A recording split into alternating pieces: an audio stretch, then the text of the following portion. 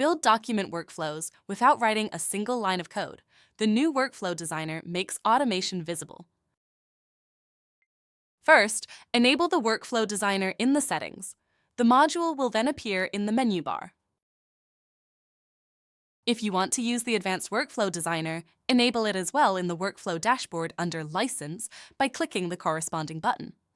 You can then create a new workflow and choose between a standard workflow and an advanced workflow.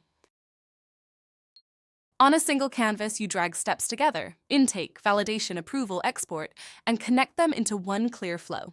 In this example, we want to specify that all documents of the type invoice that have the status ready for validation are automatically assigned to a specific employee. To do this, we first define these two conditions.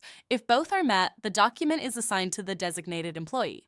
If, however, the conditions are not met, the document is automatically assigned to another employee.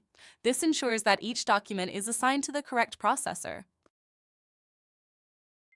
Steps that can run at the same time become parallel paths, two approvals at once instead of one after another.